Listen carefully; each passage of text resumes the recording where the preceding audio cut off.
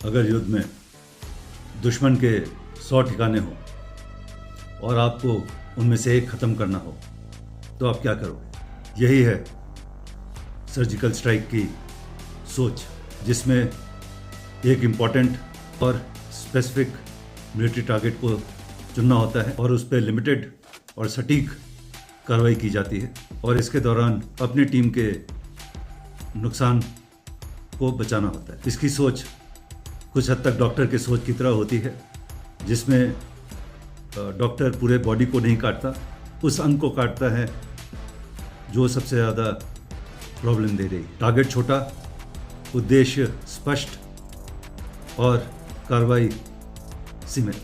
युद्ध में ताकत दिखाना आसान है, पर उसे कंट्रोल तरीके से यूज़ करके सबसे ज़्यादा रिजल्ट लेना बड़ी अचीवमेंट है। सर्जिकल स्ट्राइक और सामान्य हमला अलग कैसे हैं? एक सामान्य अटैक का उद्देश्य एक बड़े एरिया में या एक छोटे एरिया में जहां दुश्मन डिप्लॉयड है उसके ऊपर अटैक करना और उसे नुकसान पहुंचाना। वहीं सर्जिकल स्ट्राइक उसी बड़े एरिया में से चुनकर स्पेसिफिक जो नर्व सेंटर है, जो जगुलर वेन है दुश्मन का, उसको काटना। इसके लिए 3 शब्द हैं: precision, proportion and definite purpose. Precision, कहाँ हमला करना है; प्रोपोर्शन, कितने फोर्स का इस्तेमाल करना है; एंड पर्पस, हासिल क्या करना चाहते हैं। ये एक कैलकुलेटेड मिलिट्री एक्शन होता है, कई बार छोटे लेकिन सटीक वार ज़्यादा इफेक्ट पैदा करते हैं। जय हिंद। सर्जिकल स्ट्राइक किया क्यों जाता है? अगर एक देश के पास पूरा युद्ध लड़ने की क्षमता है तो फिर सिर्फ सर्जिकल स्ट्राइक क्यों? इसका जवाब है कि हर समस्या का हल एक फुल स्केल वॉर नहीं होता। बॉर्डर पे और दूसरे जगहों पे छोटे छोटे लेवल पर कई तरह के एक्शन चलते रहते हैं। एक फुल फ्लेजेड युद्ध का परिणाम बहुत महंगा होता है। आर्थिक नुकसान होता है, मानवीय नुकसान होता है, सीमा पर एस्केलेशन हो जाती है और कई बार स्थिति नियंत्रण से बाहर हो जाती है। सर्जिकल स्ट्राइक का मकसद कई बार दुश्मन को स्पष्ट संकेत देना होता है। कॉन्फ्लिक्ट को बिना व्यापक रूप में बदले दुश्मन को डिटर करने का एक मीन्स है और सर्जिकल स्ट्राइक भी कई बार एस्केलेशन कॉज कर सकता है, इसलिए पूरी तरह मिलिट्री डिसीजन नहीं,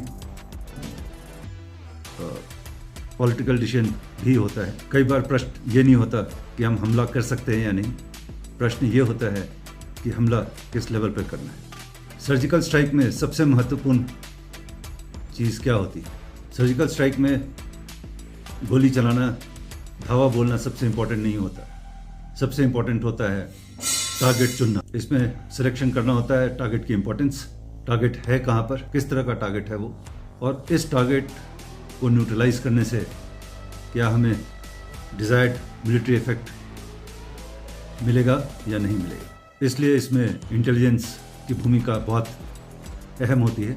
satellite imagery, surveillance, human surveillance, recce करने की ज़रूरत होती है। तो सर्जिकल स्ट्राइक के लिए सटीक हमला सटीक इंटेलिजेंस से ही शुरू होता है। सर्जिकल स्ट्राइक में सोल्जर्स का असली चैलेंज क्या होता है? सोल्जर के लिए ये एक मिशन होता है। हम अक्सर ऑपरेशन का सिर्फ आखिरी पार्ट देखते हैं, जिसमें हम सिर्फ ये देखते हैं कि हमला हुआ, टारगेट हिट हुआ और मिशन कंप्लीट हो गया।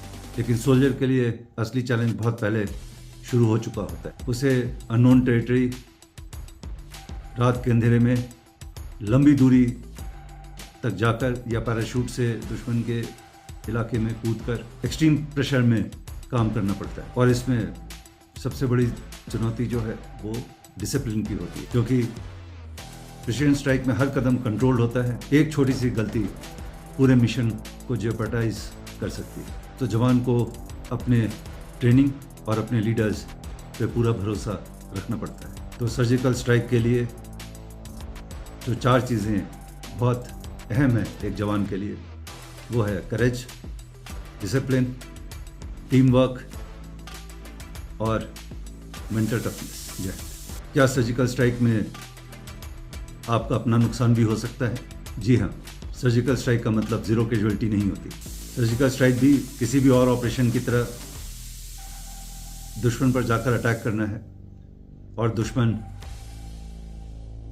भी अपने सारे एसेट्स को या हेडक्वार्टर को या इम्पोर्टेंट इंस्टॉलेशन को गार्ड करके रखता है। तो अगर आप अटैक करने जाएंगे तो गोली हमेशा दोनों तरफ से चलेगी और नुकसान कुछ ना कुछ अपना भी होगा। प्रिसीजन स्ट्राइक का मतलब परफेक्ट होना नहीं होता, बल्कि गलती की संभावना को मैक्सिमम एक्सटेंट तक रिड्यूस करना, कम करना होता है। 2016 की इंडियन सर्जिकल स्ट्राइक क्यों याद की जाती है? 29 सितंबर 2016 को भारत ने सिर्फ पाकिस्तान को नहीं बट पूरी दुनिया को एक संदेश दिया। उड़ी के आतंकी हमले के बाद का जवाब भारत ने पाकिस्तान में घुसकर टेररिस्ट्स के लॉन्च पैड्स को सर्जिकल स्ट्राइक के द्वारा डिस्ट्रॉय किया। हमने ये मैसेज दिया कि आतंकवादी हमले का जवाब सिर्फ डिप्लोमेटिक रिप्रेजेंटेशन से नहीं दिया जाता। सर्जिकल स्ट्राइक को फुल स्केल वॉर नहीं माना जाता। तो अगर देखा जाए तो फुल फ्लेजेड युद्ध का एक विकल्प इमर्ज करके हमारे सामने आया है। जय। सर्जिकल स्ट्राइक और बालाकोट एयर स्ट्राइक में क्या फ़र्क है? क्या दोनों एक ही चीज़ है? जवाब है नहीं। Surgical strike ground based strikes हैं जो 2016 में की गई। वहीं 6 फरवरी 2019 को भारतीय सेना ने बालाकोट में एयर स्ट्राइक करके आतंकवादी के प्रशिक्षण शिविर को बर्बाद किया था। एक ज़मीन पर एक्शन था और एक हवाई हमला था, बट थे दोनों लिमिटेड ऑपरेशंस और दोनों का संदेश एक ही था, डेटरेंस। सर्जिकल स्ट्राइक और बालाकोट स्ट्राइक दोनों में सबसे महत्वपूर्ण था मिशन का ऑब्जेक्टिव, मेथड और स्ट्रेटजिक इफेक्ट। जय हिंद। क्या सर्जिकल स्ट्राइक युद्ध को रोक सकती है? अगर किसी देश को लगता है कि उसे जवाब देना ही पड़ेगा तो लिमिटेड एक्शन एक बहुत ही दृढ़ एक्शन है। ये एडवर्सरी को एक डेफिनेट सिग्नल देता है। वैसे ये डिबेटेबल है क्योंकि हमारे लिमिटेड एक्शन का जवाब एनिमी भी रिटेलिएट करके दे सकता है और सिचुएशन एस्केलेट हो सकती है। तो सर्जिकल स्ट्राइक हमेशा कोई मैजिक सॉल्यूशन नहीं है। ये तभी स्ट्रैटेजिक सक्सेस बन सकता है जब मिलिट्री ऑब्जेक्टिव और पॉलिटिकल ऑब्जेक्टिव एक साथ अलाइंड हो। असली चैलेंज सर्जिकल स्ट्राइक के बाद एस्केलेशन को रोकना और उसको कंट्रोल करना है। जय हिंद। सर्जिकल स्ट्राइक की असली ताकत है क्या? सोचिए, एक देश के पास बहुत मिलिट्री पावर है, लेकिन इसके बावजूद वो सर्जिकल स्ट्राइक का ऑप्शन चुनता है। क्यों? ये इसलिए क्योंकि हम एस्केलेशन नहीं चाहते, लेकिन एग्रेशन को इग्नोर भी नहीं कर सकते। दुश्मन को ये क्लियर मैसेज जाता है कि अगर आपने हमारे ऊपर एग्रेशन किया तो हम जवाब देंगे, अगर और एग्रेशन किया तो और जवाब देंगे, और बहुत ज़्यादा किया तो फुल फ्लेजेड वॉर शुरू करने में भी हम हिचकिचाएंगे नहीं। सर्जिकल स्ट्राइक का इम्पैक्ट सिर्फ ग्राउंड पर नहीं होता, ये 3 लेवल्स पे होता है, मिलिट्री, साइकोलॉजिकल और स्ट्रैटेजिक। पूरी दुनिया को उस देश की पॉलिटिकल और मिलिट्री इंटेंट, इरादा समझ में आ जाता है। असली मिलिट्री पावर ये नहीं है कि आप कितने ज़ोर से और कितनी बार हमला कर सकते हैं। असली मिलिट्री पावर है कि आप कब, कहाँ और कितना वार करें।